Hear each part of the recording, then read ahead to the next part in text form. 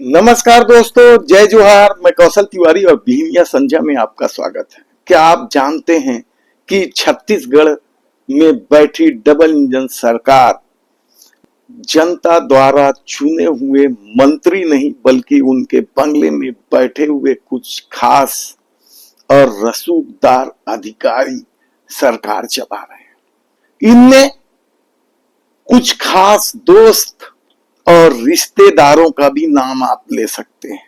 क्या आप जानते हैं कि जिस सरकार को आपने वोट देकर चुना है, उसी सरकार में पार्टी के जमीनी कार्यकर्ताओं की औकात एक चपरासी से भी बदतर हो गई है।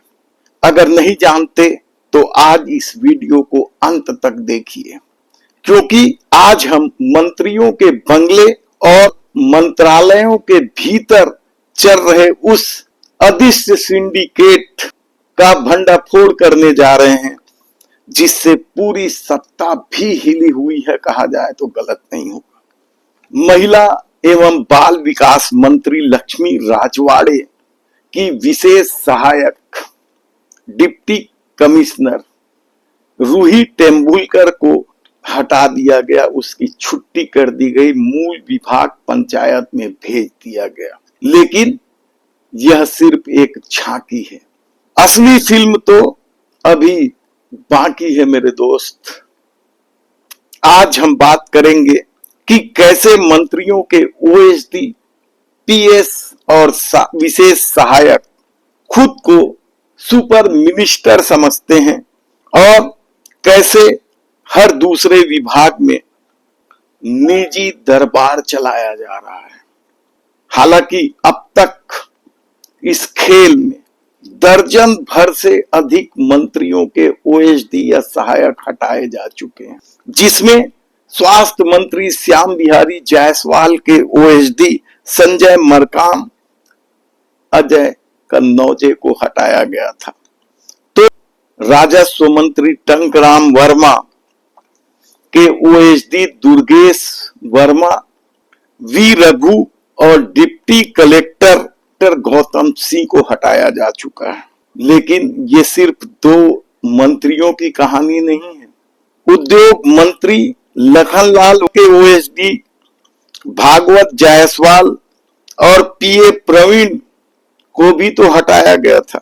सहकारिता मंत्री केदार कश्यप के ओएसडी सुनील तिवारी और जितेंद्र गुप्ता को हटाए जाने की खबर कौन नहीं जानता है। तब खाद्य मंत्री दयालदास बघेल के ओएसडी संजय गजघाड़े को भी तो हटाया गया था। और राम विचार नेताम कृषि मंत्री, जिन पर अपने विभाग को ही ठेके पर दे देने का आरोप है, उनके ओएसडी तारकेश्वर देवांगन को हटाया गया।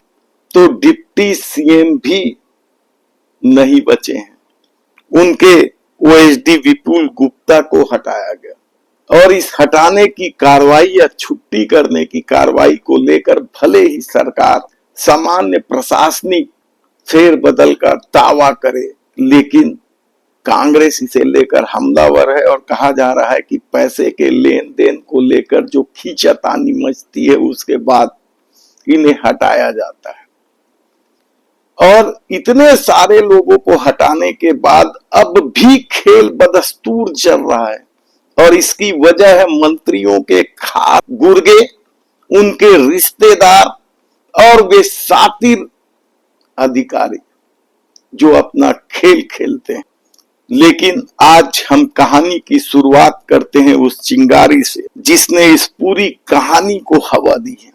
महिला एवं बाल विकास विभाग मंत्री लक्ष्मी राजवाड़े की विशेष सहायक रूही टेम्बुलकर की छुट्टी अचानक नहीं हुई है, रातों रात जरूर इन्हें हटाया गया है। लेकिन कहते हैं कि दूसरे जिन लोगों को हटाया गया है, उसी तरीके से रूही टेम्बुलकर भी मंत्री बंगले और मंत्रालय को अपनी जागीर समझ ली थी, खुद निजी दरबार लगाती थी और मंत्रियों से मिलने वालों को सबसे पहले मैडम रूही से ही परमिशन लेना पड़ता था।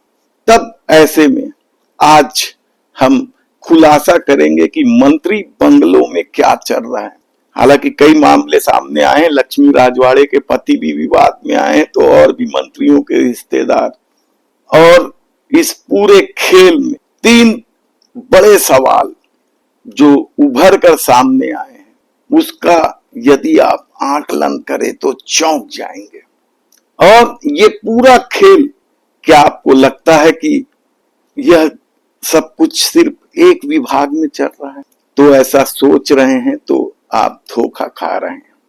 कई कद्दावर मंत्रियों के रिश्तेदार, दोस्त और इन शातिर अधिकारियों के खेल ने भ्रष्टाचार का एक नया प्रयोग शुरू कर दिया है, कहा जाए तो गलत नहीं होगा।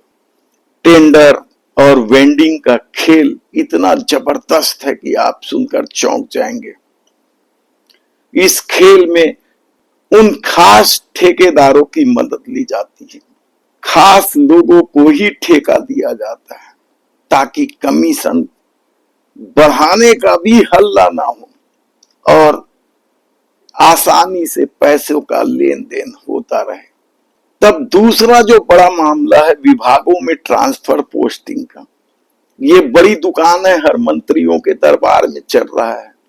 किसे कौन सा मलाईदार पद चाहिए यह सीधा मंत्री तय नहीं करता है, ये उनके यही दोस्त और सातिर अधिकारी ही करते हैं, क्योंकि विभागों की जानकारी तो इन्हीं को होती है।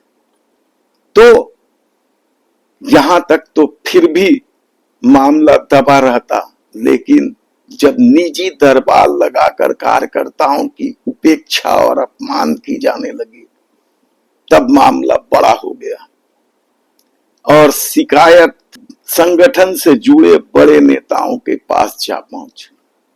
हालांकि संगठन से जुड़े बड़े नेताओं ने ऐसे कार्यकर्ताओं को समझाइश भी दी है कि सरकार बनी रहनी चाहिए, नहीं तो आपकी स्थिति बदतर हो जाएगी। जो शिकायत है उसे दूर किया जा रहा है, आप लोग पार्टी के हित में काम करते रहिए। और हैरानी की बात तो ये है कि जो लोग पिछली सरकारों में मलाईदार पदों में बैठे थे, वही लोग अब भी बैठे हुए हैं।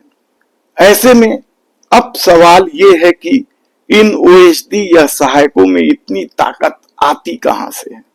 इसके पीछे एक बहुत बड़ा नेक्सस है, क्योंकि ये अधिकारी और उनके दोस्त जो मंत्रियों की कमजोरी को अच्छी तरीके से जानते हैं।